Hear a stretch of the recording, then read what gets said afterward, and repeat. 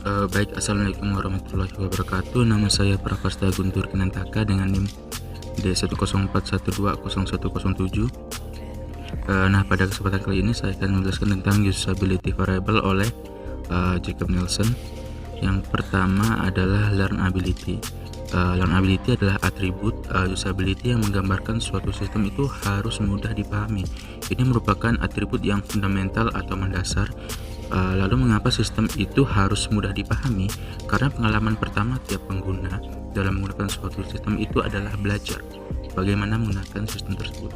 Cara yang umum untuk mendefinisikan sebuah sistem itu mudah dipahami adalah sesederhana bahwa seseorang user itu harus menyelesaikan beberapa tes atau tugas dengan sukses dan beberapa kali waktu yang dibutuhkan oleh user untuk menuju ke tahap saya sudah dapat menggunakan sistem ini dengan baik. Kemudian adalah atribut efisiensi. Nah, atribut ini lebih ditekankan pada user yang sudah berpengalaman atau experience user.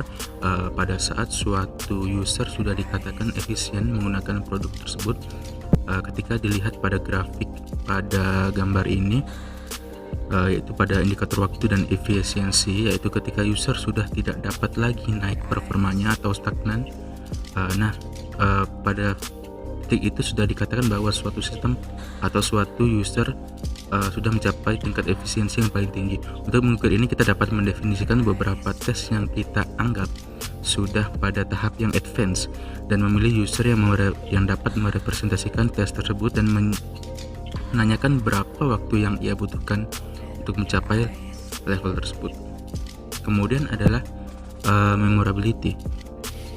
Sebuah sistem itu harus mudah diingat. Atribut ini adalah sebuah atribut yang mengharuskan sistem itu harus mudah untuk diingat. Atribut ini lebih ditekankan pada casual user, di mana casual user itu adalah user yang jarang menggunakan sistem karena alasan tertentu, misalnya karena liburan atau karena memang sedang tidak menggunakan sistem tersebut. Nah, ketika casual user menggunakan sistem itu kembali, maka tidak terjadi penurunan performa penggunaan sistem tersebut.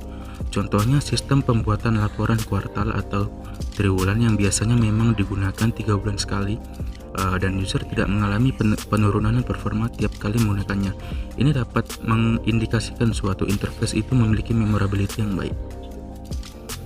Selanjutnya adalah errors. Pengguna harus membuat kesalahan sesedikit mungkin ketika menggunakan sistem. Biasanya error didefinisikan sebagai tindakan yang tidak memenuhi keinginan atau goal yang diinginkan, dan tingkat kesalahan sistem diukur dengan menghitung jumlahnya tindakan yang dilakukan oleh pengguna saat melakukan beberapa tugas tertentu. Beberapa error minor yang diperbaiki langsung oleh pengguna dan tidak memiliki efek lain selain memperlambat pengguna. Namun kesalahan lain lebih bersifat bencana, baik ketika tidak dicakup oleh pengguna, artinya pengguna tidak memiliki kontrol atas error tersebut. Jadi kesalahannya lebih mengarah ke sistem, atau karena mereka menghancurkan kesalahan ini menghancurkan pekerjaan yang sudah dibuat oleh user. Error yang fatal seperti ini harus memerlukan perlakuan khusus untuk meminimalisir frekuensi terjadinya error tersebut. Kemudian yang terakhir adalah subjective satisfaction. Nah, atribut ini merujuk kepada seberapa puas user dalam menggunakan suatu sistem. Jadi selain beberapa atribut yang sudah disebutkan sebelumnya, sebuah sistem itu harus dapat membuat user experience yang baik terhadap pengguna. Adapun beberapa cara untuk mengukur tingkat kepuasan pengguna dalam menggunakan sebuah produk adalah dengan sesederhana menanyakan kepada user seberapa puas ia dalam menggunakan sistem tersebut. Memang hasil yang kita dapatkan adalah sebuah penilaian yang subjektif, namun ketika kita menggabungkan jawaban-jawaban dari beberapa user tersebut, maka kita akan mendapatkan sebuah kesimpulan apakah suatu sistem itu dapat memuaskan pengguna atau tidak.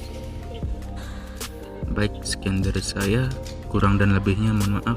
Wabillahi taufiq wal hidayah. Assalamualaikum warahmatullahi wabarakatuh.